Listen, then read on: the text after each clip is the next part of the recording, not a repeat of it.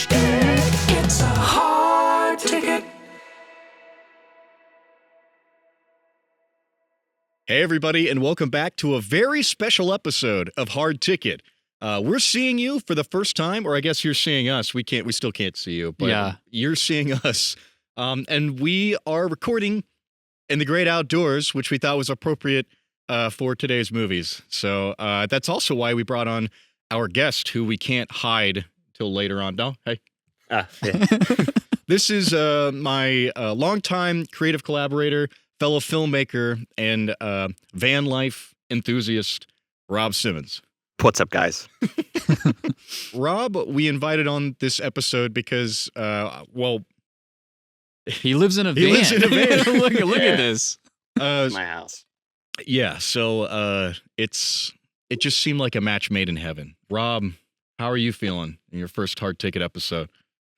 Feeling great. Big fan of the podcast. A little nervous. You guys are kind of... We're pretty intimidating. Yeah, you guys have been like saying crazy stuff to me. Like, being really... Like, no need to get into the specifics about what was being said. Like, pull off the road, be on our podcast. Yeah, I was just driving by. You guys pulled me over and are like, okay, I'll do this. Fine. Yeah, we actually don't know him at all.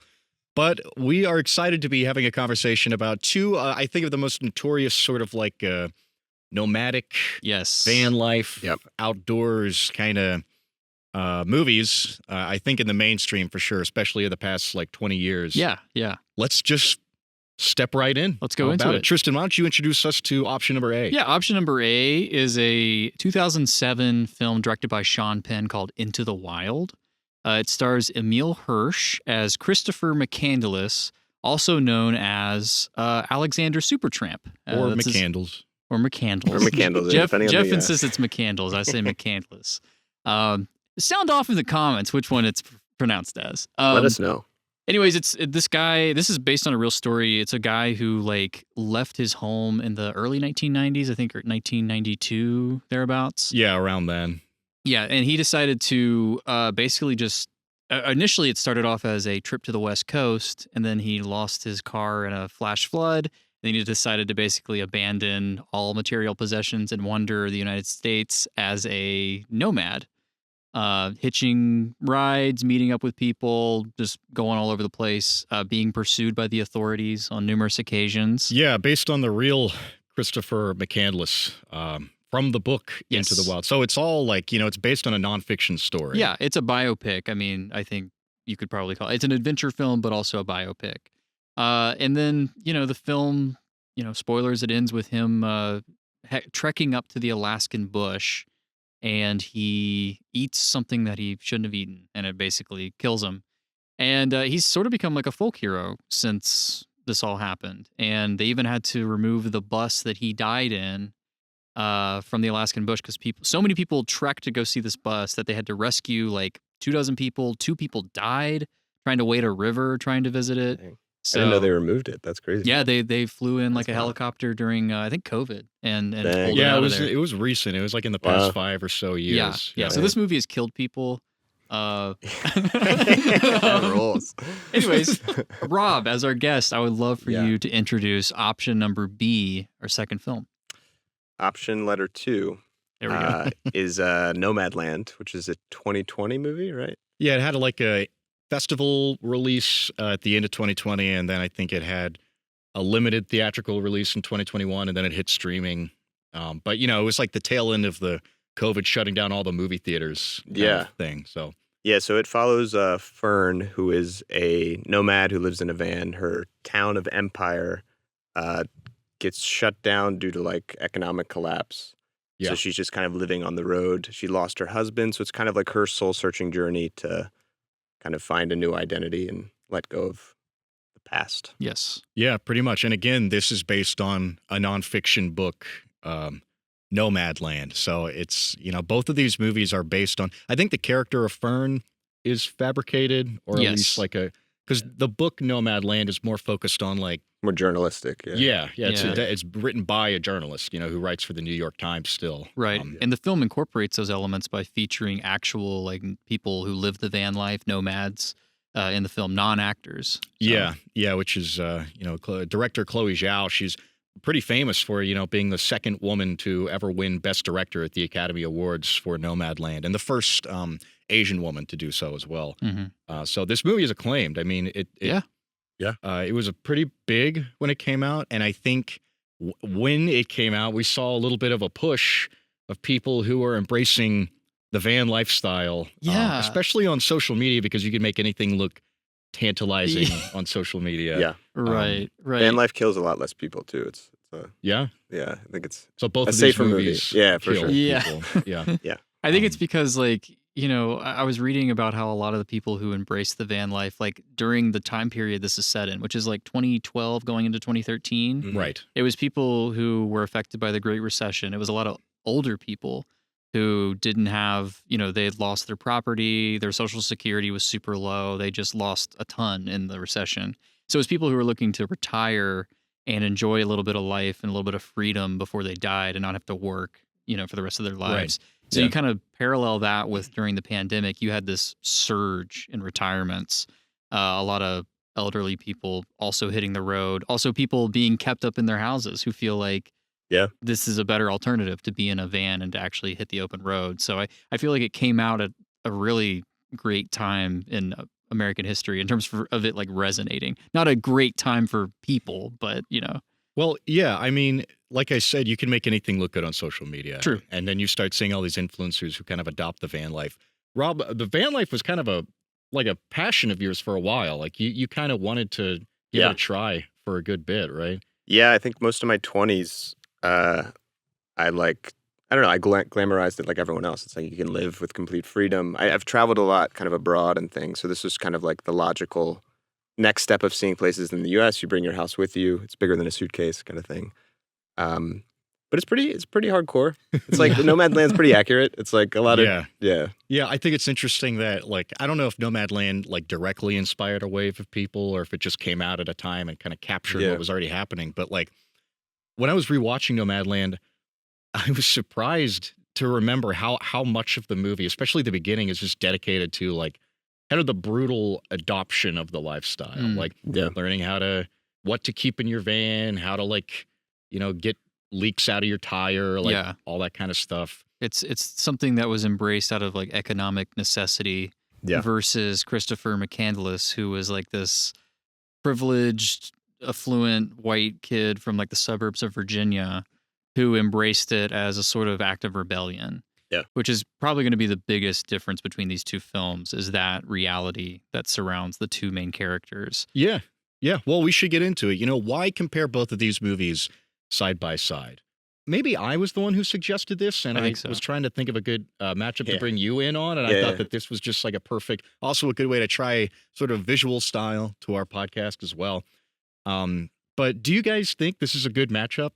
I think it's a great matchup. Yeah. Yeah. I think it's really good. Yeah. It's natural. I know we initially were van life movies, but obviously in Nomadland or in Into the Wild, Christopher does not live in a van for much of the film. Not until the very end when he lives in that abandoned bus. Right.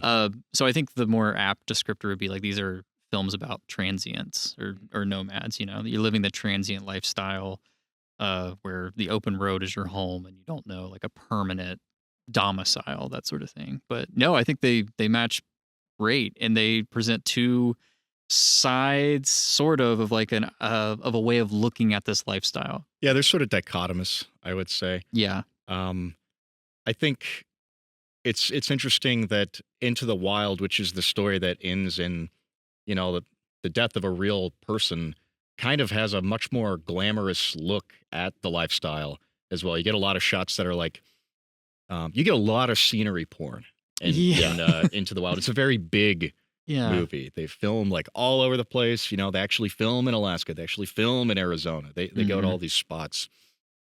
It's very much a movie, or it feels more so like one than Nomadland. I think an interesting thing when we want to touch on the nonfiction aspects of these movies is that Christopher McCandless, his story was told through a writer who really wanted to get it right, who wrote the book Into the Wild, included a lot of his journal entries, went to a lot of the places that he went to, talked to some of the people that he met. But you're building that story out of this legacy that he created in the wake that he left behind, his absence. So you're kind of telling that story for him. I think that's what's tantalizing to a lot of people about Christopher McCandless's story. One thing specifically, there's a lot of tantalizing details about it, but is that it's like there's so much you can interpret about it. There are so many gaps that your imagination can fill in. And the movie does it in a very romantic way. Yeah. Versus Nomadland, which is quasi-documentary because it is actually giving real people who do this, like the pedestal to speak for themselves. And there's scenes where they're talking and you can just tell they're speaking from personal experience because what they're saying is such a rich description. You have like the swanky character who's talking about like kayaking and like all the little eggs, eggshells, and boating with the reflections of the birds that are flying over her. So it's like you're flying while you're kayaking. Like, it's a gorgeous description from somebody who has no acting experience, so it's real. Yeah.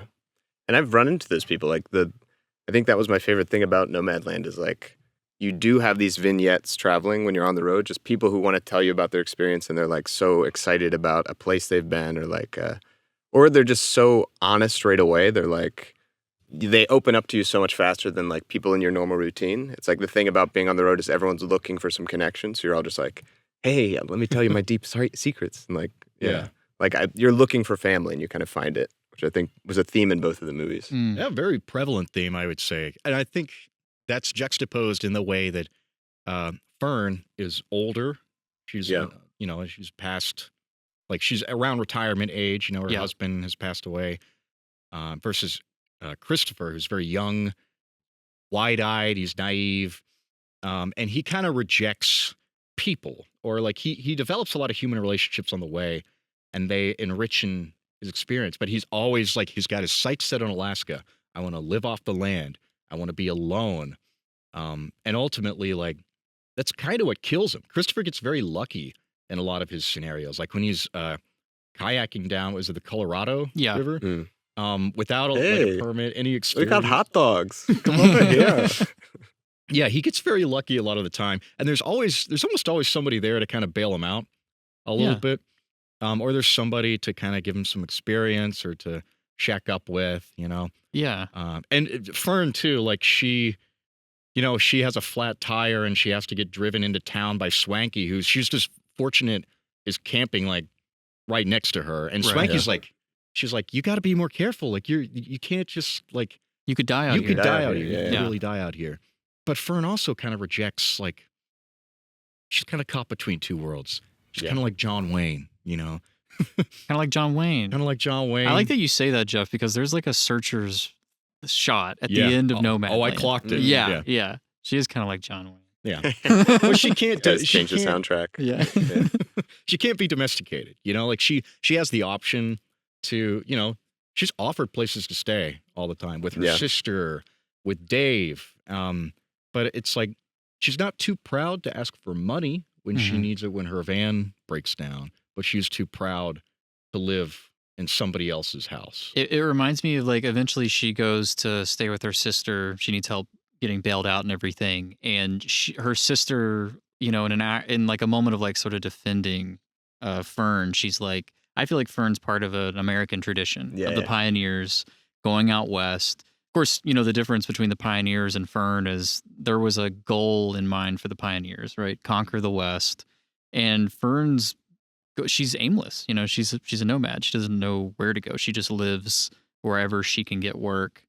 And so there is this, you're comparing it to like John Wayne to Westerns, really, because both of these films sort of feel like Westerns. You spend a large amount of time in both films out in the American West.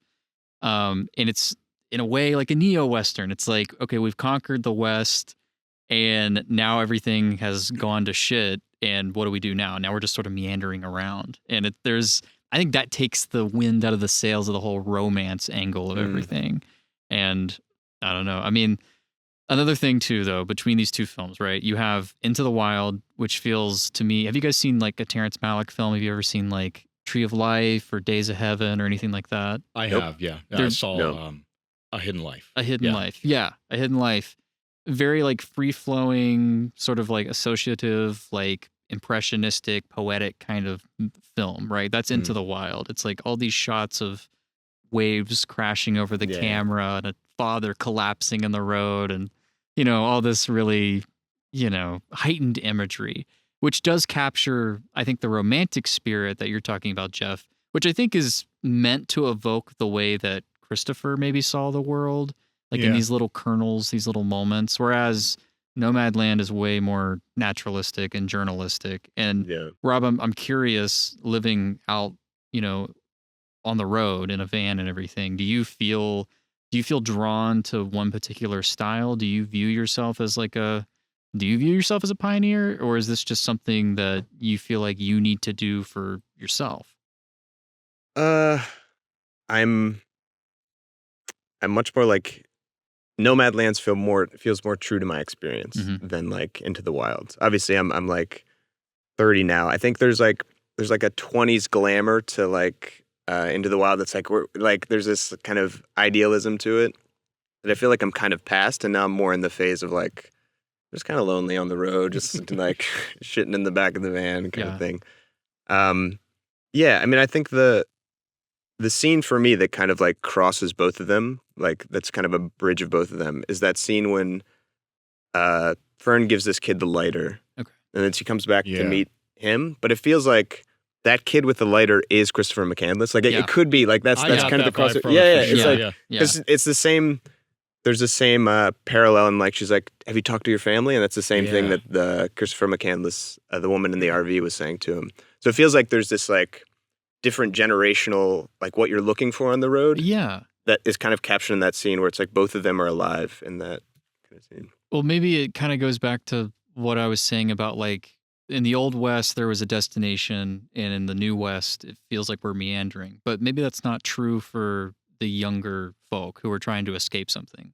Like this kid out on the road, or like Christopher, who has a destination in mind. It's the Alaskan bush, the last frontier. Yeah. And he's trying to escape his parents. And basically it's like that's his actual like psychic last frontier, like trying to reckon with the trauma of growing up with an abusive dad and a mom who, didn't take care of him in the right way. I think they're both soul searching though. I think like both of them, it's a mix of like escapism and wanderlust for both of them. I feel like Fern's also like looking for a new identity. She's trying to come to terms with losing her town and her husband and things. Yeah. But there's also these moments that are like super beautiful that feel like wanderlust. Yeah. And I think it's a mix for both of them. I think like Christopher McCandless was running away, but I think most of his like motivation was wanderlust, I would argue. Yeah. And he's a kid. Like he's across the film he goes from like 21 to 23.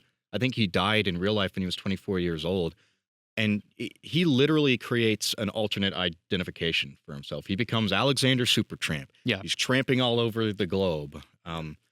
And he kind of like, I get the sense that when he adopts that identity for himself, he's like, okay, Christopher McCandless was this guy who had all this baggage. He had abusive parents. Alexander Supertramp is not going to carry that baggage with him. He's not going to carry anything. He's going to, cut up his credit cards. He's going to burn his social security card. But that is the logic of a child, really, because your identity is based on your experience in life. The way that you act, the way that you're compelled to run away is based on, the bedrock that is pushing you away, you know? Like you can't actually become a different person. It still defines you. Right. Yeah. Yeah. And that's He thinks he's the rolling stone that gathers no moss, right? Like he thinks he's that, but he already had the moss on him, and he's still rolling, But he just thinks, well, I'm not accumulating anything new. Like he does form these like brief human connections, and he means something to the lives of the people that he touched. And they add color to his journey too. Well, he deflects anytime they try to get to know him. Exactly, and then he moves on to the next place, and that's sort of the crux of Into the Wild, which is at the end of the film, he realizes that like human connection is the only thing that really means anything. Like happiness doesn't mean anything without human connection. Yeah. Shared. Yeah. Where are your mom and dad? Back home in Wisconsin. Got a girlfriend anywhere? Well, To be truthful, there's one. Mm-hmm. I write letters to her. Oh, smart man. I just can't ever write about anything I reckon she'd care about. You ever try poems? Can't say I have. Do you know any? I want to backtrack to sort of what we're talking about with the West, the Wild West, right? Okay. It's all been conquered.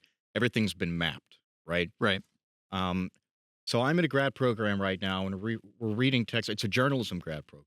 We're reading textbooks about like the graphic revolution, specifically one by historian Daniel J. Borstein, right? And he kind of coined the term the pseudo-event. And the pseudo-event defines an event that exists only to perpetuate itself. So it's like a ribbon cutting ceremony.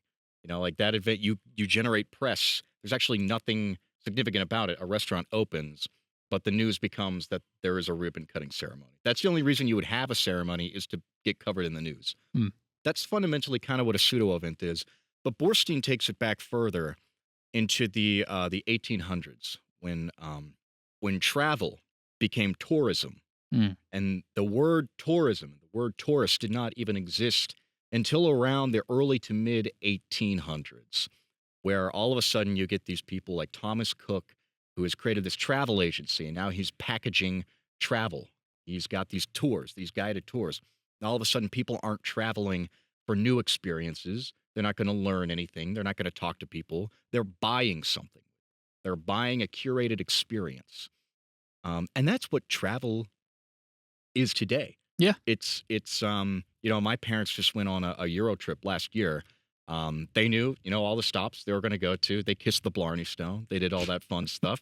And they knew that they were going to do it. And you have down periods every now and then where maybe you get to like go to a pub or, you know, but you're trying to pack as much in as possible because it's this American idea that you want to get the most out of your experience. Yeah. Time is money. Time is money.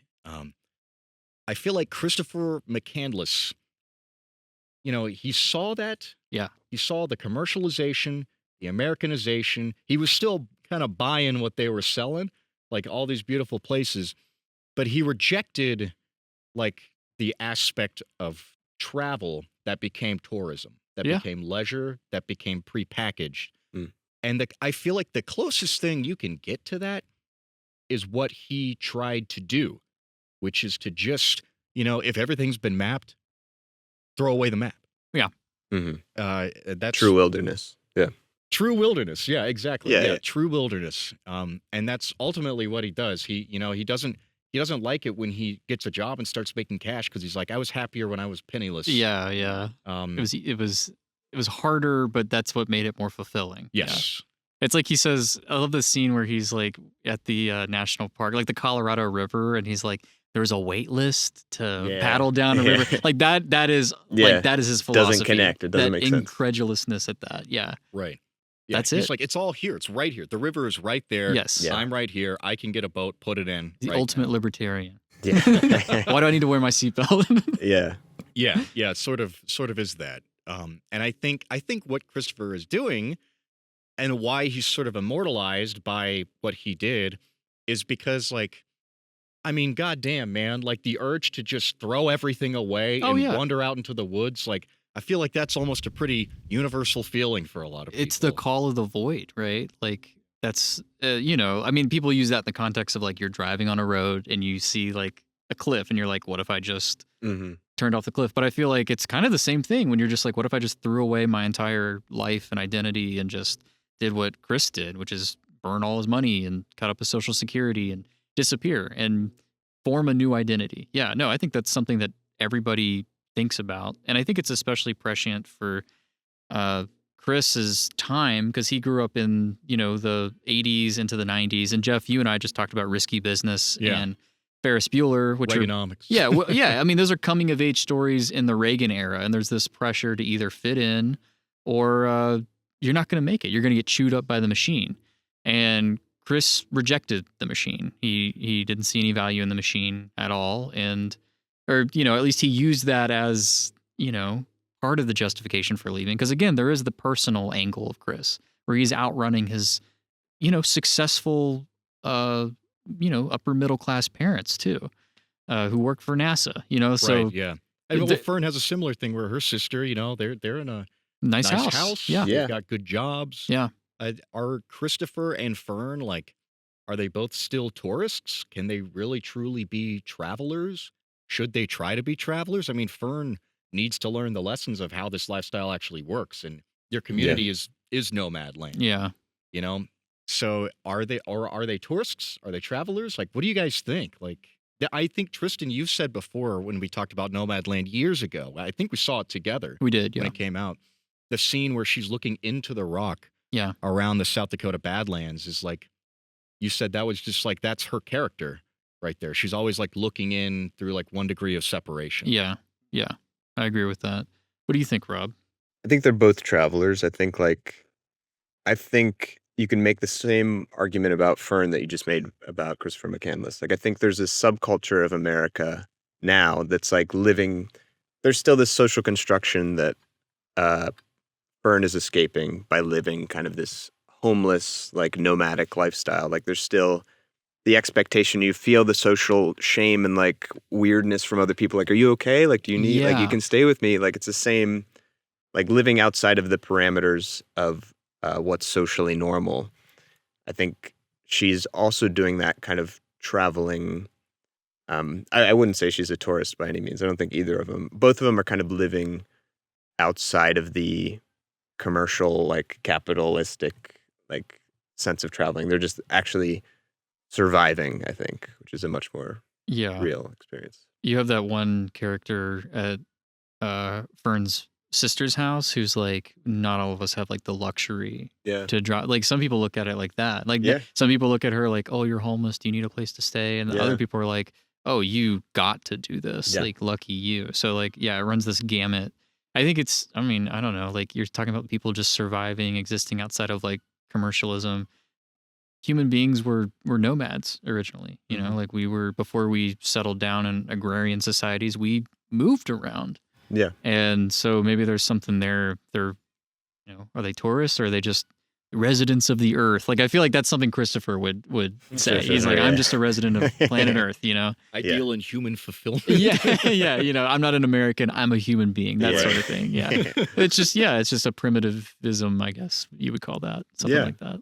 Yeah, I think there's contrasting complexity even in the titles. Like, Into the Wild is very straightforward. Mm. That's what he's doing. He's propelled Yes. literally into the wild. It's active. And Nomadland has that contradiction right there in the title. Like, Yeah. if you're a nomad, you don't have a land. place. Yeah. You don't have a place to stay. The sandbox. Right. I think there's a deeper truth though in like that gray area of like being a traveler versus like doing this commercial like way of seeing the world of doing kind of touristy things. It's like they're both soul searching and they're both looking for some like deeper human truth, which requires you to get away from the kind of like normal construction of like the routine. And I think that's kind of both of their journeys. That's where it's really similar to me, is they're both just looking for some sense of peace or like relief and like some sense of new identity that I think you can't find in that tourist box. But you can find it as a traveler. I think so. Yeah. Because you can reinvent yourself. You can look for, like, I think meeting people on the road, everyone's sort of in this in-between gray area. Like, everyone's kind of soul searching. In my experience, like a lot of people I've met in the US or like abroad in these kind of transient settings, like everyone's looking for some different version of themselves. Like, there's a reason you're traveling. Outside of wanderlust, there's like a thirst for some deeper kind of connection, I think, and like a deeper truth that I think they both find in some way. Jeff, you and I travel a lot. We go on vacations a lot. But what do you get out of it? What's it for you? Do you feel like a customer? I mean, I don't know. I like to see the world. It was just funny because sightseeing is also a term that came to life around the same time as tourist. yeah. But I like to, I don't know, it gives me an idea of how big the world really is. And like, it does give me like a renewed sense of what I'm experiencing in my life, how stressful it may be, or how XYZ I might feel. It's not like, it's like kind of the feeling you get when you're on a plane and you look out and you're like, the world is so small. All of our differences really are resolvable. And that's kind of how I feel when I travel. Um, I'm always compelled towards like, I love New England. I've gone on a big road trip there twice, once with you, once by myself. And it's funny because actually that doesn't seem to be a place that either movie is interested in visiting. No, it's all about the West. Yeah. Yeah. Yeah, the Yeah. sprawling West. But I really enjoy traveling. I think it's relaxing. And maybe I think that because it does give me a chance to step out of the life that stresses me out a lot of the time. And I can't wait till the semester is over and I get some time off during the holidays because I would like to go somewhere. You get to vacate from being yourself too. Yeah, you do. So there is an alienating factor to travel. Do you I mean, Rob, this is a personal question, but you travel around a lot. I mean, do you feel like a stranger in a strange land, or how do you feel about all that? I mean, I think the majority of my anxiety or like suffering in my life generally is because I don't measure up to some social construction of like who I'm supposed to be, who I'm expected to be.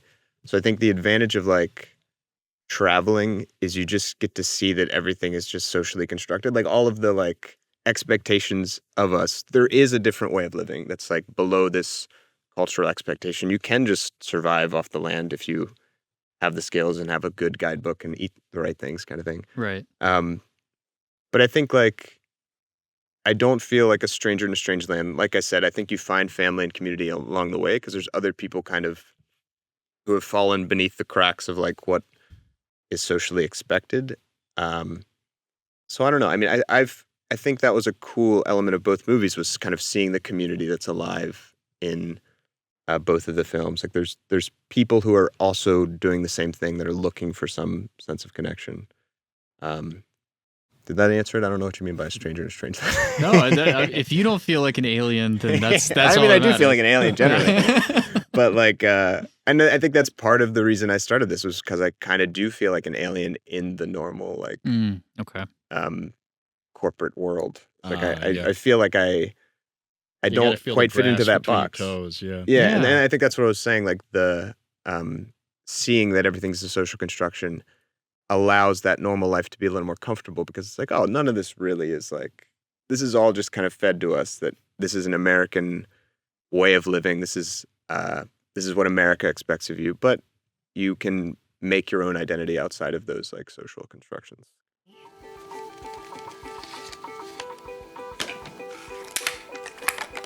It was inevitable that Chris would break away. And when he did, he would do it with characteristic immoderation. One of the things that kind of struck me rewatching Nomadland this time around, especially having been in the industry for longer now, because we watched it in 2021. I've been working in video production for like 3 or 4 years since then. It is such a slight movie. I mean, production-wise, it's very, very just small, which is weird because it's sprawling, a lot of like road tripping. But the way that Chloé Zhao, constructs the narrative is very minimalist. It's all anchored by Frances McDormand. Yeah. They're people who offer perspectives. But especially compared to Into the Wild, which is, like I said, it's a movie. It's you want to watch it on like a big screen. You get all those like really composed shots of like Christopher McCandless reading a book on a rock during the sunset while the waves are crashing around him. Like you don't really get that as much because Nomadland is a very cold movie. It's very blue. Yeah. And it's very dark a lot of the time. And you get the sense that, the whole thing happens in like South Dakota. There's some very, very cold winters. Yeah. there. Mhm. Yeah. But the way that Chloé Zhao captures it, it almost feels like when Juno came out and it was this like kind of twee indie movie. And it was like a low to mid budget movie. And when people like Juno and Napoleon Dynamite, like these are two movies that have like a style about them. It's offbeat. It's very minimalist. And studios saw that they were successes and they tried to really capture that. And I'm not saying Nomadland has the same energy as those movies, but it definitely has the thing where like I looked at the DP or the people who shot it. They've never done feature films before. Like it feels like, you're kind of just run and gun, skeleton crew, take the camera wherever, and just kind of stitch it together based on that. I don't think I'm as drawn into that sort of style of filmmaking as I used to be, because to me, I don't know, it can feel a little bit cheaper, and it was made on a cheaper budget. Yeah. Definitely scrappier. It's scrappier, which for sure. captures the vibe of, Fern's life. You talk about like how blue it is, and it feels like winter's light almost. Like the light of the world has kind of gone out a little bit. It has, because Fern's depressed and she's living in a post-recession America. And you look at something like Into the Wild, and it's very bright. It almost looks like it's almost like a music video. Dude, I was gonna say it's an Eddie Vedder music video. It is, yeah. It's like a big long music video. Lots of like acoustic guitar, needle drops, and stuff, and the editing's so chaotic. It's very chaotic. Yeah, because there's so much coverage. Because there's I think it's meant to evoke Chris's mindset, which is he's just everywhere all at once. Thinking about everything, and he's focusing on these little moments and. It felt like a scrapbook of his mind. Yeah. Yeah, scrapbook's good. I like that. I had a ladybug on my finger earlier before we started filming, and I was like, Jeff, cut into this, and we can cut into the video, and it'll splice seamlessly in with Into the Wild, because that's the kind of movie it is. It's had some jump cuts. Which yeah, exactly. There were times where he broke the fourth wall too. Yeah, that was interesting. I was going to ask about that to you guys. I totally forgot about that. It was like 3 times, I think. Yeah. It's like a way of like interrogating the audience and being like, "What do you think about this? Like, what are you taking away from my story right now?" Right. It's like a checkpoint. Yeah. That was sort of how I thought of the scrapbook too, because it was like there's another layer of like him reflecting on it, because they also found his camera. Yes. So it was like he was also kind of documenting his journey. So maybe it kind of felt like this is him kind of looking in on himself, kind of thing, or like him checking in. Yeah, and that's interesting with like how he creates a fake identity for himself, but he still like has to construct an identity out of it. Like the whole idea to me about Alexander Supertramp is that he's carefree, he's nomadic, he goes from one place to another. But I mean, you have the thing where he makes a belt and he like engraves his experiences thus far into the belt. Like he's still like trying to build something. He's trying to like set foundation for Alexander Supertramp, beginning with when he ended Christopher McCandless. Yeah. And it's interesting that he can't let go of it. Like he creates journals. Yeah. They said in real life they found a hidden pocket in his backpack where he still had his social security card. So like he didn't actually get rid of it, supposedly. Yeah. You just can't, that's how hard it is to escape. Like to truly meaningfully escape. I mean, I feel like that's the end of the film. Like that's his escape. Like he forgives, he loves, and then he dies. Like that's the only real escape you can do. So the whole like journey out west and up to Alaska, it's sort of you could call it a pretension. I mean, I think you read the Letterboxd reviews for Into the Wild, and they are all over the place. You have some people who love this film, and others who absolutely hate it. It's the privileged white boy who has a dream of running away, who reads Thoreau for the first time. Yeah, and he's takes reading it too Walden. seriously. He's like, "That's me. That could be me." And then he dies. He eats the wrong plant and dies. And there's a tragic irony to it in a way. And then there are people who view him as a visionary, right? He's a misanthrope, but he's also a visionary. He's a transient, but he's also a fixture of our culture thus far. He's Chris and he's Alex, right? Like there's this duality in this man that I think that's why, Jeff, you were talking about like, so many people take so many things from the movie. And I think that's, it's reflected in the fact that this kid who is reflective in so many ways of like the human spirit, like on a general level of the spirit to escape and to reinvent yourself and all this stuff. And he's controversial for that reason. I think there's like he has to be divisive, right? Because he contains in him multitudes. We contain in us like the multitudes thing. So I feel like that's part of it, Jeff, like what you were talking about. He is controversial. He is, he's a hero and he's also an idiot. Like, really, sure. Like there's something there, and not to speak ill of the dead. But he's a kid. I mean, that's he's a kid. He's just naive. He's plastic, he's still inventing himself. Yeah. And then he dies. Yeah. I kind of saw the maturity in Fran's story. Like they're very similar, but it's just Fran's version is very, very mature. Yeah. Like she's lived. There's no idealistic side to it, really. Yeah. How do we feel about a character like Fran who, potentially has a window in? It's I think I said Fran. How do you feel about a character like Fern, who has the chance to live a domestic life and ultimately just kind of rejects it? I get the feeling that, Fran is, she's wandering, but she's motivated to continue wandering because everything around her just ceased to exist. Her husband passed. The town of Empire was, declared eminent domain and no longer was a town.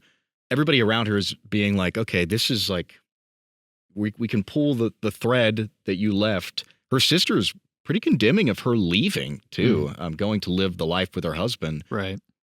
She's like, you left a big hole. And even Fern's like, that's on me. But she still, she rejects the offer to sleep in the spare bedroom. Yeah.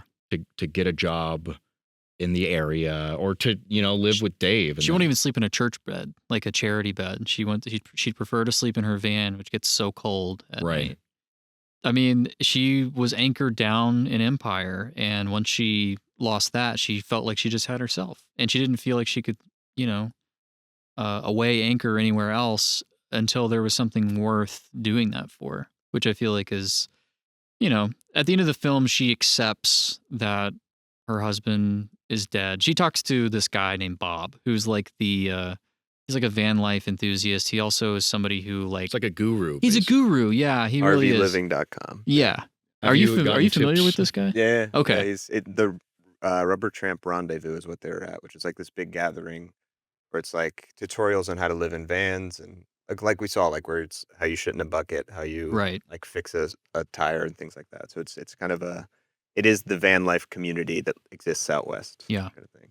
Yeah. She talks to this guy at the end who, and I don't know how fictional this is, if this is part of the film or if this is true to Bob's life, but his son had taken his life and he still had trouble getting over that. And he sort of found a purpose in helping people. And he basically said he doesn't feel like you're doing any good by holding on. It's a simple lesson, but I think it's true. I think it's 100% true. And so Fran goes through Empire one last time, walks through the old sheetrock processing plant, which is, sheetrock is a construction material, right? Like they use it to build homes, It's there's something there. Yeah, for sure. And she walks through the old, company town, walks into her old home, and the end of the film is her walking out the back door into the great expanse that was her backyard. That's the searcher's shot. All along, that's the searcher's shot, exactly. And she talks about looking out she used to look out her kitchen window out onto the frontier, back when she actually still lived with her husband in the house and everything, and how much she already loved it. So I feel like, you're like, why doesn't Fern, why doesn't Fern sit down and live the domestic life?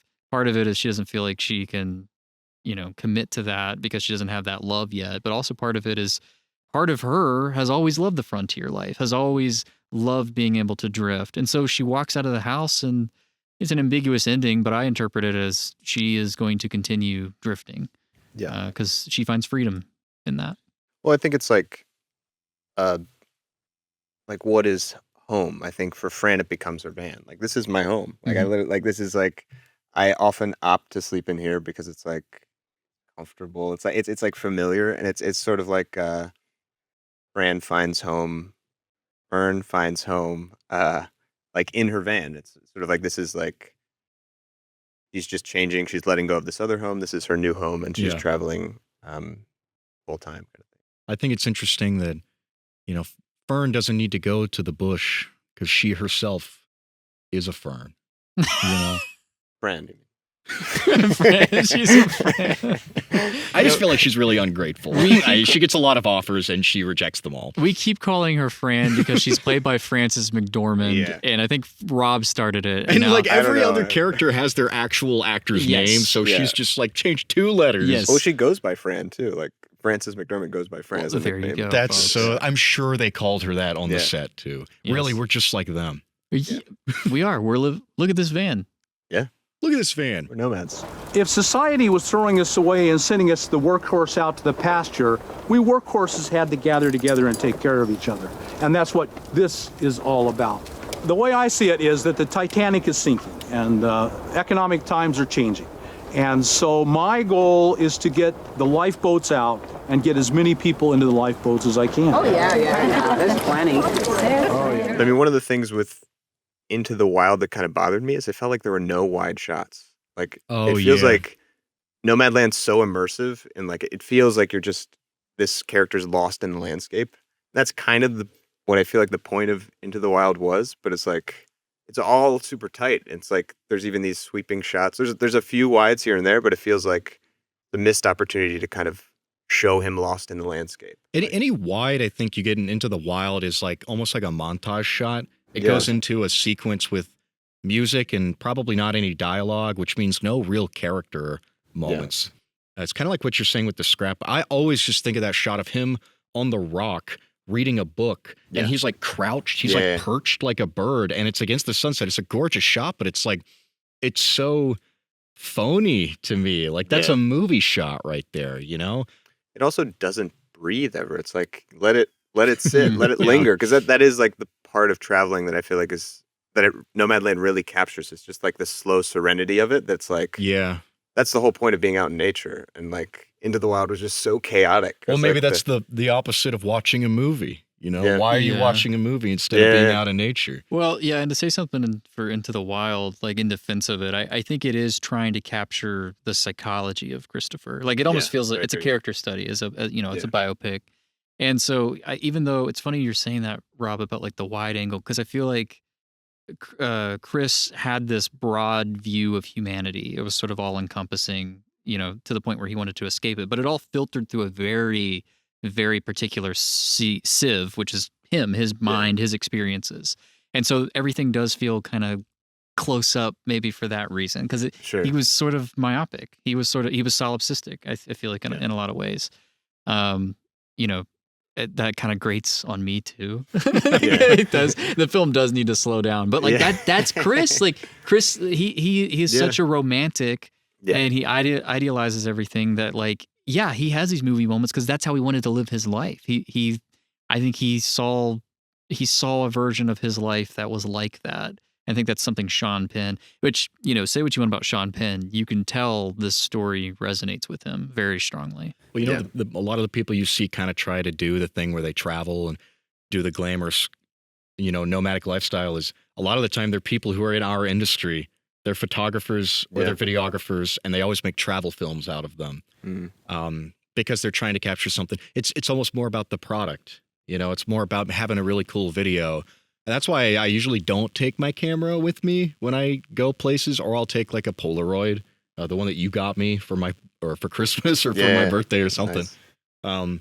But for the most part, I try not to take my camera because I do want to enjoy it, and I want to experience it. Like you're saying, Nomadland does kind of let you breathe.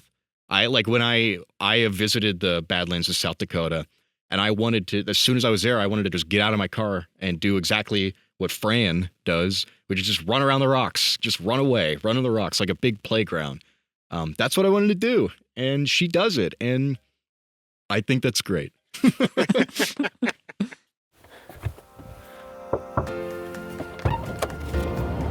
Oh, hey, Hard Ticket Podcast. Welcome to my crib. I'm Rob. So watch your head. This is my bed here. So my bed comes down from the ceiling. I don't really want to do it right now. Got lights. Radar is Starlink. I got Starlink. When you're driving, everything bumps around. Look at this brake. Damn, dude, bad news. Cut. Yeah, this happens all the time. Everything breaks all the time. This is not unique. I think I'm just gonna quit van life, dude.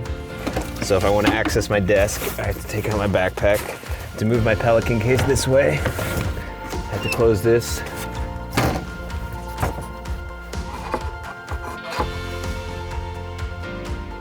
There we go, I got a desk.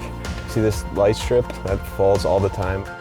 I bought it mostly like built out, like the frame or the layout of it was already done.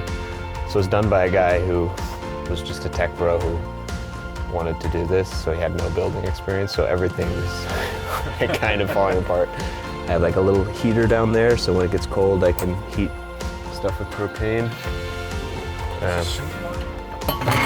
the sink does work, but I don't have water in it because it's gonna freeze pretty soon. So I gotta fill up my water tank. But usually it does. This works. That's so embarrassing. So right now I have some tuna, some beans, some honey. I really love these beers, and like, I don't know what it is about them, but like, I don't know what resonates. I think it's because I like the dogs. Oh, yeah. This is my toilet. So it's got 20 uses. So you pop this little puppy open. Whoa. Pee or poop in there. You need to see? Yeah, you recreate the scene. Okay, so when you're done, you wipe and close this up. And also I have a shower here. Whoa. So I can shower. I don't have a water heater, so it's cold water, but it is nice to have. The toilet is super, like I wouldn't live in a van without a toilet because it's like pretty brutal if you have to depend on Planet Fitnesses and things. But most of the time I'm using a Planet Fitness for a shower. I also have a fan here, so this is important for ventilation, which is important when you're cooking and during summer, things like that. Thanks for showing us, Rob, your toilet and all the other parts of the van. I gotta go. Okay. We'll be out here. Okay.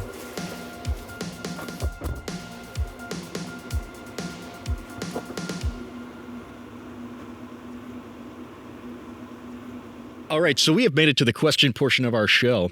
And I have a question right off the bat for Rob specifically, because in Nomadland, they talk about how all vans need a name, basically. And I'm curious because I don't know if I've ever heard you refer to this van right here by name. Hey. The alarm starts going off. Do you have a name for your van? I don't have a name, but I'm open to suggestions from you guys. Ooh, call it JD Vance.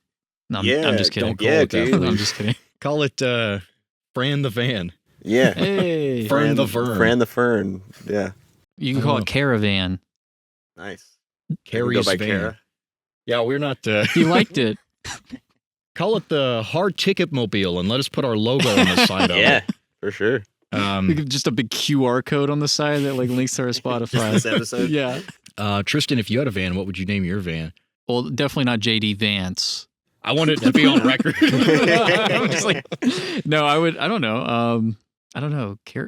Caravan was like the first thing that came to mind because Fern's van is called Vanguard. Yeah. Because she's the vanguard of a new way of American living. Nice. Did you guys catch that? I thought that was I just thought she was the an brand. investor. So I don't know. Yeah, Caravan. Okay. What would you call yours, Jeff? I Jeffrey call Bogus? it the Black Walnut. Yeah. Comment down below what you would name your van. All right. My question, my first question.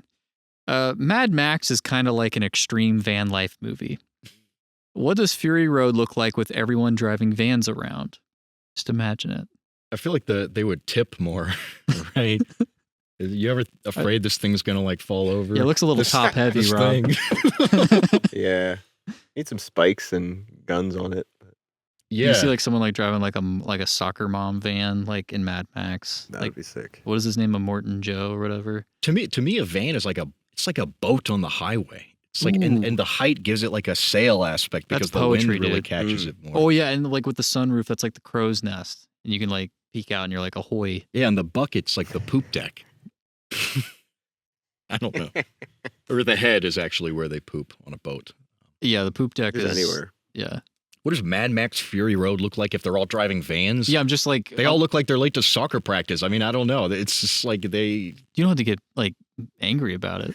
It's fine. I'm getting sick of it. No, I'm tired of They're your all eating question. orange slices. It's like, Are there any vans in Mad Max? No, they're all like monster trucks and like classic cars, triples of the Nova. Somebody has to have a van. Like the parents have to have vans. There are no parents in Mad Max. Everybody was like born like Uruk-hai and Lord of the Rings. They just like came out of the dirt. Oh, You well, know. never mind, I guess. You remember that? Yeah. You think they like at the beginning of the apocalypse that happens in Mad Max, they just got rid of all the vans. They were like, we don't need these I think the anymore. vans are just too slow. Like people, like no offense, Rob. Like, does this thing souped up? Is she a sleeper? Like, I don't know. dude, yeah, I hit 100 pretty quickly. Like, how quick? About an hour. Gotta have you downhill. You got a NOS button. When this baby hits 100 miles per hour, you're gonna see some serious shit. Yeah. Oh my god, It's awesome. All right, Rob, do you have a question for us?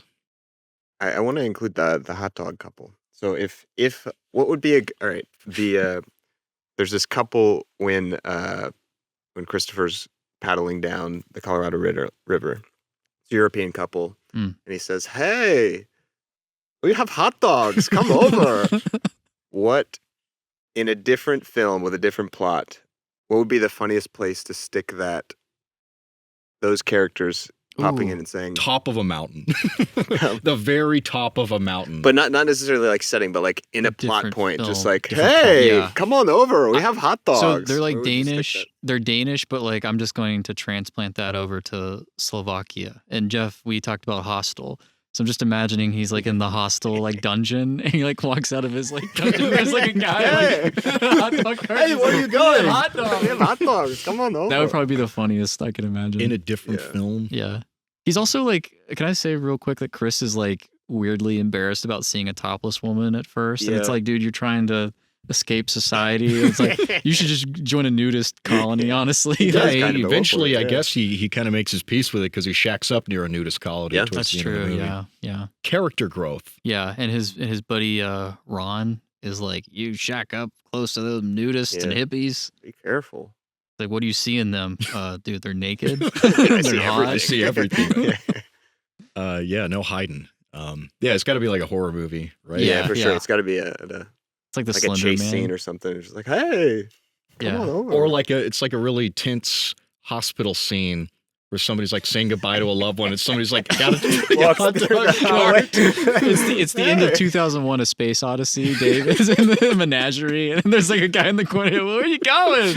You could becoming a space baby. Quit becoming that space baby. We have hot dogs. Hot dogs. You have no mouth. You cannot eat. There's like literally just about any scene actually. It does. That's It fits funny. anywhere. It's like the It fits Love anywhere. Actually scene where he like reveals that he loves her. And there's a guy there. Where are you going? We have hot dogs. Come here. That's great. Yeah, I love it. Okay, I've got a second question for you guys. How long would you last I don't like this question. in a Christopher McCandless situation where you throw all your money out, you burn your social security card, you don't even have a van in this scenario. Like all of your possessions are gone. You just maybe have a backpack full of whatever you can fill it with, and you can't fit a van in it. So, how long could you last? What time of the year is it? Let's say, when does he go? He goes like In the summer. in the summer. Yeah, so let's In say the it's Okay. 4th of July. So I got some time to Yeah, stock up. still hot. What are you bringing also? Am I bringing something? I thought we were getting rid of everything. Do I Well, bring whatever a you can fit in a backpack, backpack. yeah. Oh, anything I can bring in a backpack? Well, okay. Oh, you're putting me on the spot here. Some twine. I'm gonna fill it mostly with twine. It's just gonna be twine, so I can hang myself. I gotta the twine guy. Lasso. Yeah. Bruce. Hey, where you going? I got twine. Lighter, duct tape. Probably gonna bring some sunscreen. What do you think about that, Rob? Sunscreen? Sunscreen's important. Yeah. Heck yeah. And I Gotta can't bring bring- money. I'm bringing all this stuff, but I can't bring money. No, you got to burn all your money. Oh my god, You that's- have to burn it. That's such an idiotic decision on my part. Yeah, that's probably it. I think that's probably all I would. Oh, I would probably bring like one of those travel like neck things. Neck pillows. So I how, can long, just, like- how long are you gonna last? How long? Where are you going? What's gonna happen? How long am I gonna last? I feel like okay, so I feel like I'm not intimidating at all, right? You guys can Are we just talking tell about me. lasting in Alaska? Comment or- down below if I'm intimidating. No, not in Alaska. Just Like you know, hitchhiking, or just generally. just like- like exposed to the elements. Yeah, on after your he loses own. his car. You're a nomad. Yeah, I'm a nomad. Yeah, I'm a Okay. nomad. I feel like I could get people to hitchhike. Like people pick me up because they're like, okay, he's little, so I could take him if things get out of hand, right? Because I like Rob. Like, no offense, you're a little taller, Yeah. a little weary. You know, I'd be like, ooh, Mm. he could one hand me over his shoulder and throw me into the air. Sure. So He could, dribble me like a basketball. turn me All into a yo-yo Globetrotters. with all my twine. But I feel like I like as a little guy, like people would take pity on me a little bit. And maybe someone would make me like their Oh, pet. you're gonna like play up the sympathy card. Yeah. Get a little work done so your eyebrows always look like this. Like you're always looking sad. Oh, yeah. Just speaking whimpers. I have like eye drops. I'm always just like, help me. Help me. so how long could I last with all that in mind? Probably like 3 weeks. 3 weeks. 3 weeks, yeah. Yeah, I was going to give myself generously 2 months before I probably die. I'll say 4 weeks. Let's say if we're not in the wilderness, we're just like hitchhiking, we're going to last a long time. All of us. Well, I Really? probably you would can go to trust the me. woods, I mean- though. You know, I feel like I would try at least. Yeah. To go to the woods. You would go to the woods? You wouldn't like be like, please help me. I burned all my money. I was so cold, I burned all my money. How long would I last? That's such a, oh man. Not very long is all I could say. Yeah. I've hitchhiked around. I think it's no secret, Rob, that you would last longer, probably than both of us combined. Yeah, Tristan you've got said he'd your last height like and your 4 strength. days. Yeah, I would last like 2.5 hours maybe. I would say it's not all physical. It's just a matter of vibe checking people. Yeah, you got, like, the getting in the right confidence. cards. Oh, Yeah. right. Just being out here right now, I'm getting kind of weary. Yeah, I'm too self-confident to, or not self-confident. Help me. I don't speak well. I don't speak well enough to survive for very long on my own. So, All right, take us away. What's your next question? all right. Chris makes his last stand in the Alaskan bush. Where are you guys going to make your last stand? Like, where are you going to? You'd be like, this is, if I survive this, then I can survive anything. Or if I die here, it was a good life. So it's kind of like the test of like what you're capable of. Your rite of passage. Well, you can view it that way, but it can also be like personally significant to you. Like, it doesn't have to necessarily be like, oh, I got to go to, Mount Everest or whatever. I'm going to say like on a beach. Okay. A beach somewhere. Which one? One that's like towards the south, so it gets really hot. Oh. And like, people love going to the beach. You love spending an afternoon and then going back somewhere else. But if you're like on the beach constantly, there's wind, there's loud waves crashing, your skin gets really dry. Sharks. It's salt life. Yeah, you don't have to go in the water, but there's sharks there.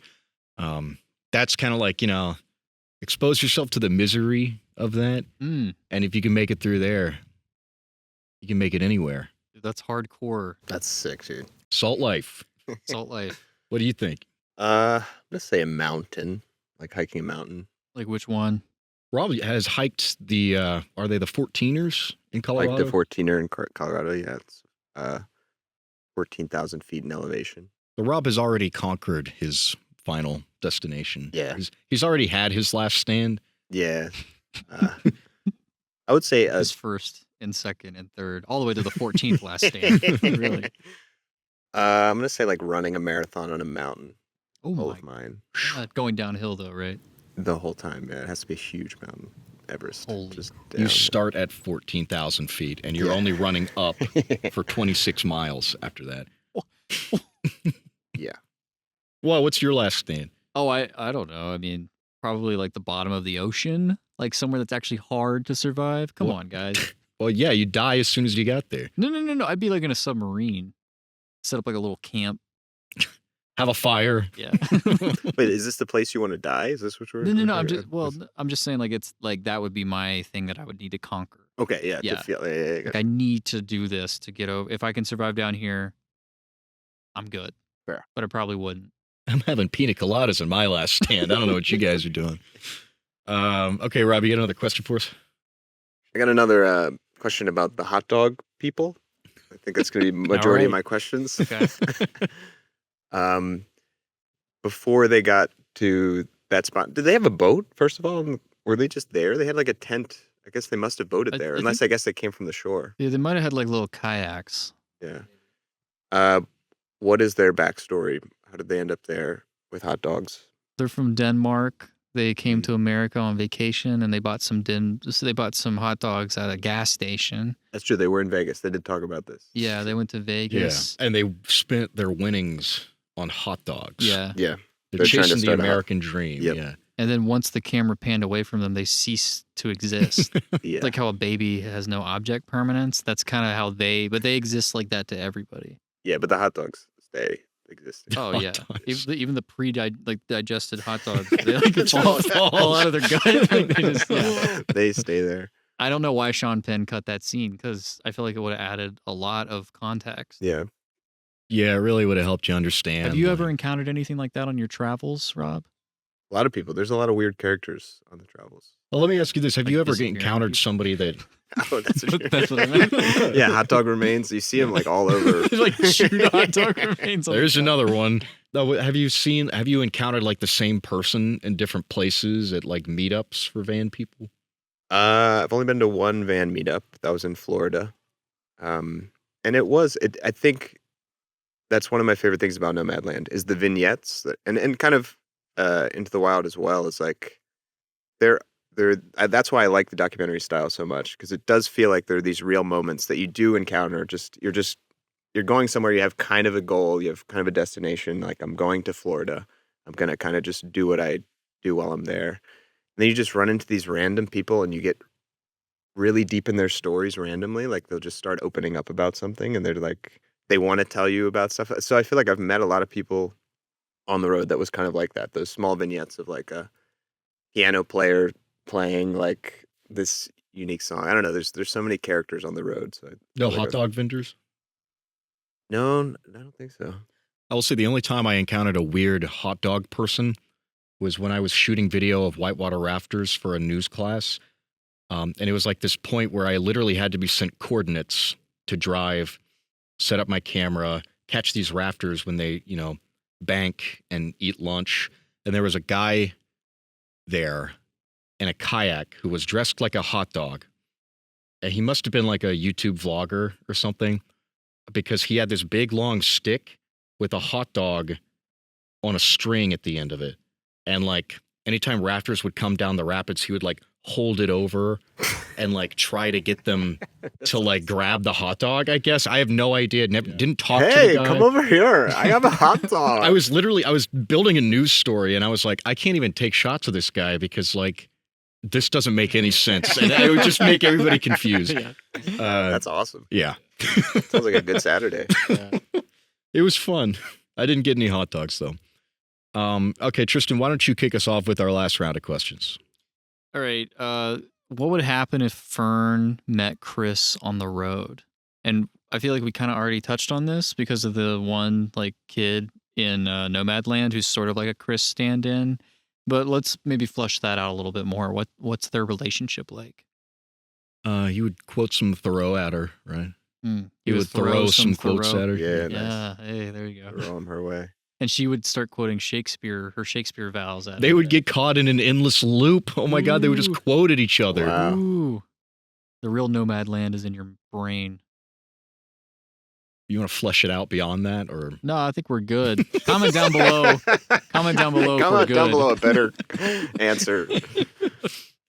Yeah. You have a last question? I have a last question. Yeah. Are we letting Rob take one more hot dog question? Are we Yeah. really going to let him do that? What's your ideal hot dog? If you had like what toppings do Ooh. you like on a hot dog? Ooh. Maybe something different from, if you couldn't use ketchup, mustard, or relish, Oh. what would you top a hot dog with? Can I? And no sauerkraut, and no kimchi, What about and go ahead. chili? No, So you have to like pick something that someone never... something has never been on a hot dog before, but that is edible. Oh. That sounds. I I don't could do, know like, everything that's slaw. been on a hot dog. That's tough. What about coleslaw? Can I put coleslaw? You could put What? some- yeah. What? You're gonna Oh, let him hell put yeah. coleslaw on there? That's ridiculous. Hey, sorry. Anything else? Just coleslaw? I would probably do coleslaw and like, I don't know, pepper. Nobody's ever done this a before. little bit of cracked peppercorn, maybe some paprika. What if you asked for a hot dog and you said extra skin, and they put a hot dog casing on top of it, so it gives you more of that snap? I had this dream last night that I was at this veterinarian's office, like this emergency vet, and a horse had given birth to a baby horse, a foal that had no skin. So they put the baby horse with no skin into a plastic bag that was like shaped like a horse, so it could walk around like it had skin. And it was warm to the touch, man. It was weird. It was just walking around. You were touching it? Oh yeah, I touched it. It was warm. Wow. Yeah, but it felt like, it was plastic. But I could see like its muscles and everything, and there was like fluid in the bag. So do you want like that on a hot dog? Or Well, it just what you said about the extra skin extra reminded skin. me of that dream extra I had. casing? Yeah. Right. What about sloppy hot dogs, like sloppy steaks? But it's a hot dog with a bunch of water dumped all over it. Yeah. I feel like hot dog buns are particularly susceptible to getting water down. That they really start to fall Well, that's apart. that's the Joey Chestnut approach, right? You dip it in the that's water right. and Yeah. True. you Just swallow it it whole. Yeah. Why stop at water? You could just do you could do like beer. You're trying to get like really drunk. Root beer goes really well with hot dogs, I've found. Put some sassafras on that bad boy. What is sassafras? Sassafras, it's a root. That's like kind of what's in sarsaparilla, which is like root beer. Yeah, it's in a sarsaparilla. Although sarsaparilla is a separate thing from sassafras, the plant. So yeah, sassafras grows here in the wilds of West Virginia, the wild and wonderful hills of West Virginia. Comment down below if you've been to West Virginia. Getting a lot of comments on this video. What about ramps? Put ramps on a hot dog? That's true. That sounds good. Like onions. Like ramps. Yeah, but that's like an onion. Do you mean an onion? We've gone so far off the rails. All right, let's move. I got a final question for you guys. Which of these experiences have you come closest to having? Anything in either of these two movies? Is there something that happens to either Fern or Christopher McCandless where you're like, that happened to me once. that happened to a guy like me. Yeah, I once. graduated from college once. Like I did that. No, I mean I've been to Alaska. I've been to a lot of the places that they go to in these movies, and they're all beautiful. Not to the like extent like living in them the way they did, but you know, like some of the sites, the settings feel familiar to me. Like I love Alaska, and like when he's up there in Alaska, I'm like, yeah, I remember that. I never did try to survive in the bush though. That would be foolish. It would be simply foolish. What about you, Rob? Nothing. Don't relate at all. I don't know. I don't shit like that. I don't shit in a dude, bucket. I have a toilet in here. A lot of it. I think Nomadland, like, a lot of it was similar to my experience. Yeah. I didn't have a husband that died. I'm not old, but And I'll never get old. yeah. Yeah. So Nomadland is kind of like, do you think Nomadland is like more realistic than Into the Wild? For sure. I mean, I think I've had experiences like Into the Wild in the sense of like a 20s wanderlust, like I'm just going for it. I was like sleeping on the streets of Peru kind of thing like that. Right. I think already overly idealistic in my kind of 20s experience. So I think both are true to their stories and they're like kind of stages of life, I would say. Yeah. I feel like I can relate to both of them and have had now much more in the Nomadland camp, or just kind of like that experience is truer to me now. So it just feels a little slower and a little more like I'm not as thirsty for like this, I gotta get away, I gotta escape kind of thing. And I definitely had that in my 20s. Yeah. Yeah, that makes sense. It's a thoughtful answer. Jeff, is there something that's coming to mind for you? Not really. I mean, I haven't roughed it like in a way that's really close to I mean, these two characters do it in the most extreme way, you know? The most, like, I've almost never slept in my car. I've taken road trips where, like, you know, I hit one place, and we've taken road trips like this together where we hit one place and the next day we're on the road, we're making distance. Mm-hmm. But no, I've never, it is tantalizing to me. It's, I have that wanderlust still. I love New England. I like I said earlier, I want to go back. I want to go back to New Hampshire. I want to climb Mount Washington again. For some reason, I just don't get like compelled out towards the West. I mean, like I said, I've been to like the Badlands of South Dakota, but I just drove through them. I got out of the car like once or twice. Saw some bison. I mean, that was great. I saw you roll your eyes. They say bison. That's how you pronounce it. Comment down below how you pronounce bison. Hello!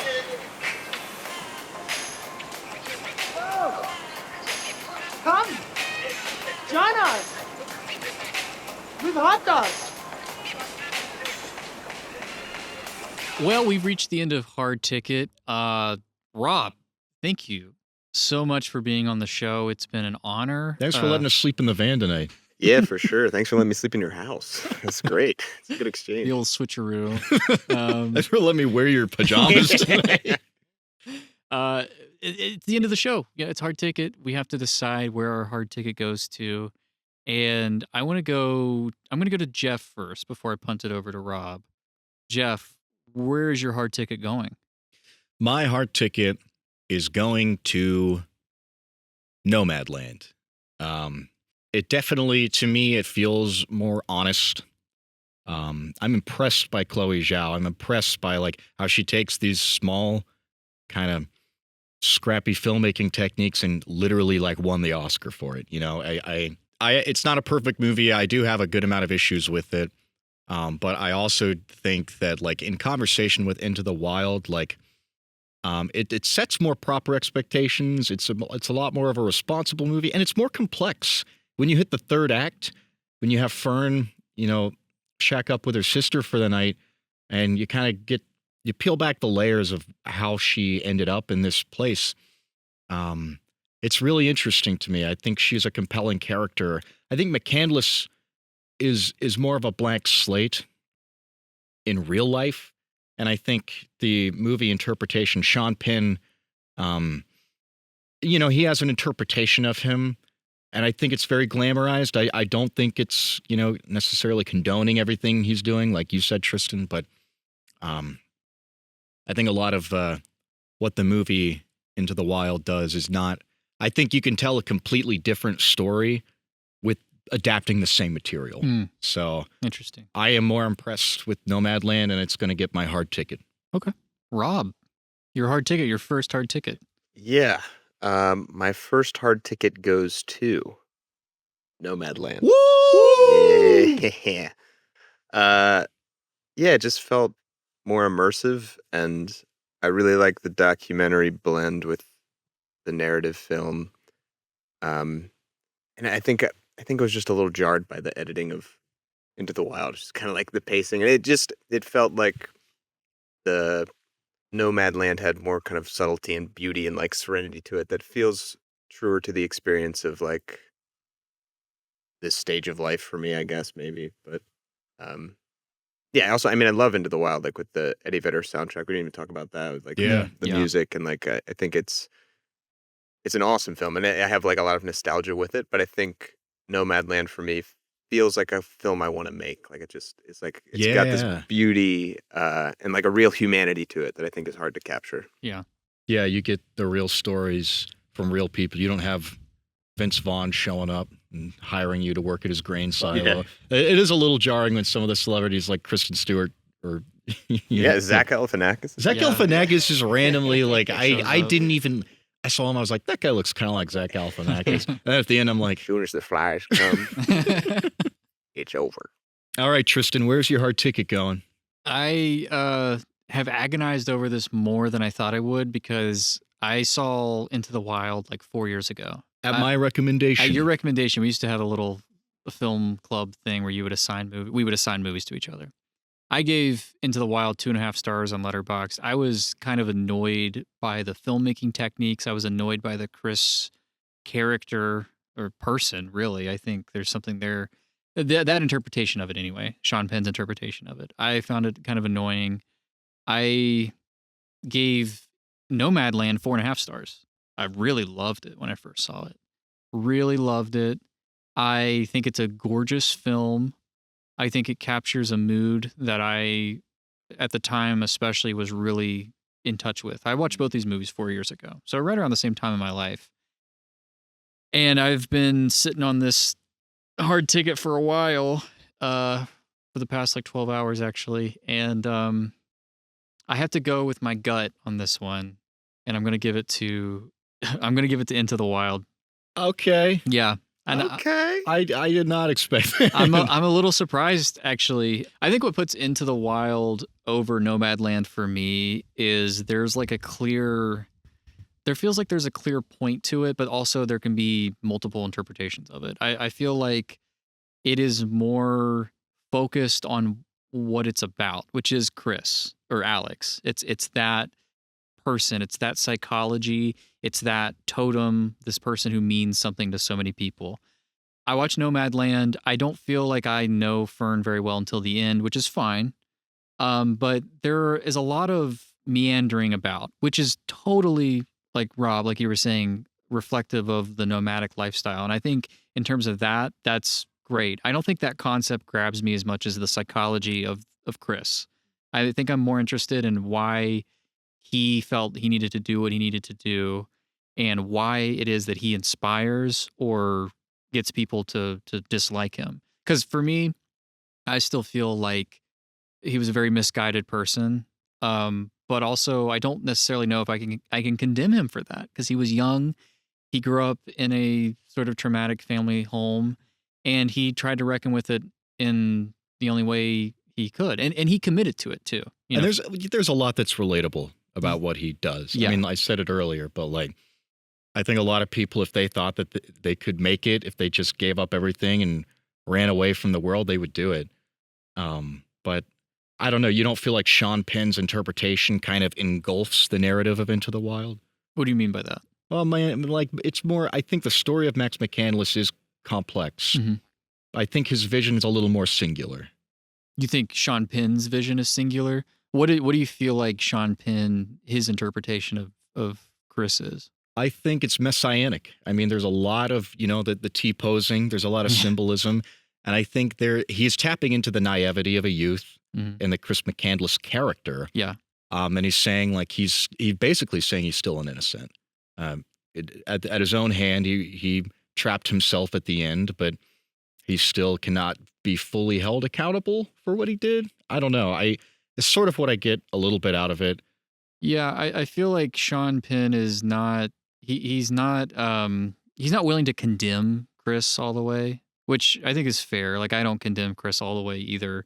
Like I do think it was a foolish thing to do, and I think that the danger was obvious. But I also feel like there's a part of Chris that had maybe a little bit of a death wish, an ego death wish at least, right? And so messianic, you have the T-posing thing. Yeah, you also have a T-posing thing in Nomadland, and I don't think I would look at that movie and look at Fern as like a messiah. You could definitely say she's the vanguard of a new way of American living, which I think is sort of the argument in that film. I don't, and no, offense to you, Rob, I think the van life is a way of escaping from a system that needs to be remade instead of just escaped. I think it's fine to get away from it, and I like to get away from it too. We do that when we vacate, we go on vacation. But I think that the system itself needs to be reworked to pull people back in so they don't have to resort to escape, to vacate. I think that's the thing with Nomadland. And it's not, at the end of the film, the way I interpret it is that she continues to hit the road, and maybe somewhere down the line she does settle down. That's the ambiguity of that. And I think there's something there too. I think I'm just more fascinated by the psychology, really, when it comes down to it, of Chris. And the fact that there's still parts of this movie where you watch it and I hate Chris. I hate his little apple thing where he's like, I love this apple. I love, all that stuff. And then there's a part of him that's like sympathetic because I'm like, you can see him. I see him in a lot of people I know, but I also see a little bit of him in me because I have that same impulse to get away. Fern was driven out, she was forced out, and I hope to God that one day that never happens to me. But if it does, I think she'll start to become more relatable to me. But at this point in my life, I think there's something about Chris's story that grabbed me a little bit more. I'm a little surprised. The film has sat better with me over the past 12 hours. It's a big contrast, honestly, between the first time I watched it and this time compared to Nomadland, which has gone down in my estimation, I think. So I just felt like it was a little more aimless than I wanted it to be. I think I'm craving a message, maybe. I think that's maybe what I'm craving right now. Some direction. Yeah. Well, I think when I rewatched Nomadland this time, and it went down for me as well, but it also it all really comes together in the third act when you start peeling back the layers of Fern's character. Yeah. I do think she's complex. I do think it's interesting that she has lifelines that she refuses to take, basically. And I think that adds to her character. And she's more understated. She's more of an open character, ironically, than I think Penn's interpretation of McCandless is. And I think the McCandless character probably falls into the trappings of being able to project a lot of what you want onto him. Because you can see, you can relate through the wanderlust. Yeah. and then that enables you to forgive a lot of character flaws. Sure. And I understand. I mean, it was closer in my estimation than I thought this choice was going to be. Was it close for you, Rob? Yeah, for sure. I mean, I think I still see Fern and Christopher as very similar characters. Like, I think Fern would watch Into the Wild and have that same feeling of like wanderlust, and I think that is the reason she refuses to settle down and like go into. I don't know. I mean, like I'm doing this out of choice, right? Like I'm not necessarily doing this out of a need to do this. I have parents that would take me in like a drop of a hat. I have a remote job. Like I could settle down, but I think like, yeah, I have my lifeline. But I think Fern also there are opportunities for her to stop this lifestyle. But I do think it's the same thing that's driving both of them. I think there is still this adventure and like a wandering, a meandering. Like I think, I don't know. I mean, I think Nomadland was the choice from the beginning for me, regardless, just because it is one of my top movies. And it's like so relatable for me. It's a very specific thing, and it captures a lot of like the stuff that Into the Wild doesn't show. You never do see Christopher McCandless take a shit in a bucket or anything like that. Yep. And you never see what happens to the people who are displaced, who need medical attention and can't get it. You don't see Chris take a shit in a bucket, because to Chris that's liberating, and for Fern, she has to look over her shoulder while she does it. Right, because she's a woman. But also she was driven out of her community. Right. Chris chose to do that. You know, it's not that it's not glamorous enough to portray. It's that it's just part of it for him. You know, it doesn't fit in with the scrapbook of Into the Wild. You No, don't get like a that's glamorous shot of him on a rock, silhouetted, sitting, shitting in a bucket. Highlight reel. Right, reading, Yeah. perfectly perched on maybe his it bucket. was, dude. It was a silhouette. Yeah, well, that's really fascinating, and that is not how I expected this to go at all. But here we are at the end of Hard Ticket, and we are a house divided, or a van divided, I suppose. Rob, thank you so much for letting us, use your van as our glorious Nomad episode backdrop. We are going to get this fire roaring a little bit better.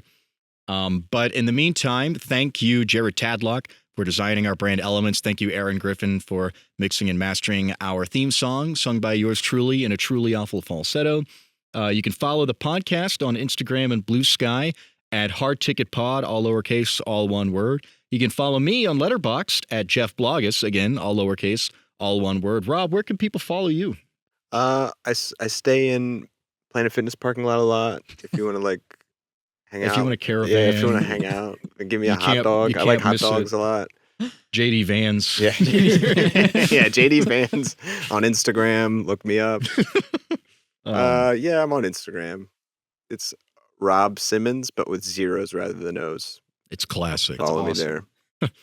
Tristan, where can people follow you? You can follow me on Letterboxd at Tristan M. You can also follow me on Instagram at Tristan_less.